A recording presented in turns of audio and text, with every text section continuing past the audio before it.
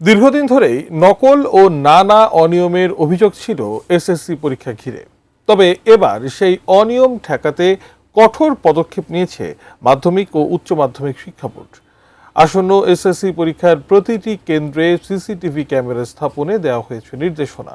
বিস্তারিত শিহাব ইসলামের ডেস্ক রিপোর্টে। মাধ্যমিক স্কুল সার্টিফিকেট বা এসএসসি পরীক্ষা বাংলাদেশের শিক্ষার্থীদের জীবনের এক গুরুত্বপূর্ণ মাইলফলক। এই ধাপ পেরিয়ে শুরু হয় তাদের ভবিষ্যতের পথ চলা। তবে দুঃখজনকভাবে এত গুরুত্বপূর্ণ এই পরীক্ষাটি দীর্ঘদিন ধরেই নানা অনিয়মের অভিযোগে প্রশ্নবিদ্ধ ছিল। এবার এই অনিয়ম ঠেকাতে নকল প্রতিরোধে আসন্ন মাধ্যমিক স্কুল সার্টিফিকেট বা এসএসসি পরীক্ষায় বড় পদক্ষেপ নিয়েছে ঢাকা মাধ্যমিক ও উচ্চ মাধ্যমিক শিক্ষা বোর্ড।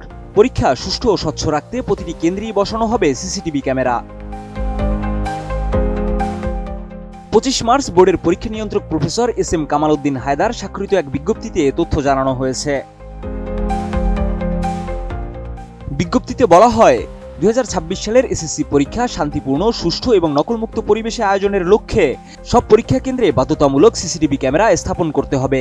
শুধু স্থাপনই নয়, ক্যামেরায় ধারণকৃত ভিডিও ফুটেজ প্রতি 7 দিন পর পর নির্ধারিত ইমেইল ঠিকানায় ঢাকা শিক্ষা বোর্ডের উপপরীক্ষা নিয়ন্ত্রকের কাছে পাঠাতে হবে। 5+ স্টার রেটিং প্রাপ্ত দেশের সর্বোচ্চ বিদ্যুৎ সাশ্রয়ী ওয়ালটন এসি স্মার্ট কমফোর্ট এখন নেক্সট লেভেলে। এ বিষয়ে কেন্দ্র সচিবদের দ্রুত প্রয়োজনীয় ব্যবস্থা গ্রহণের নির্দেশও দেওয়া হয়েছে ওই বিজ্ঞপ্তিতে। একই সঙ্গে বিষয়টিকে অত্যন্ত গুরুত্বপূর্ণ উল্লেখ করে বোর্ড কর্তৃপক্ষ কঠোরভাবে নির্দেশনা বাস্তবায়নের উপর জোর দেওয়া হয়েছে।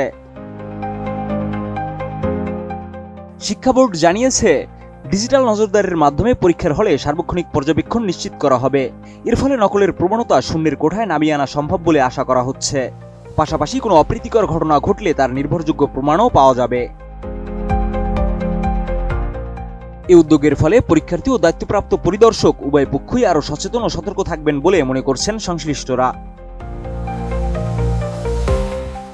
এর আগে জাতীয় সংসদ নির্বাচনের পর শিক্ষামন্ত্রী হিসেবে দায়িত্ব গ্রহণ করেন এক সময়ের আলোচিত শিক্ষা প্রতিমন্ত্রী এহসানুল হক মিলন, যিনি দায়িত্ব গ্রহণের পরেই প্রতিশ্রুতি দিয়েছিলেন বাংলাদেশের শিক্ষা ব্যবস্থাকে ঢেলে সাজানোর।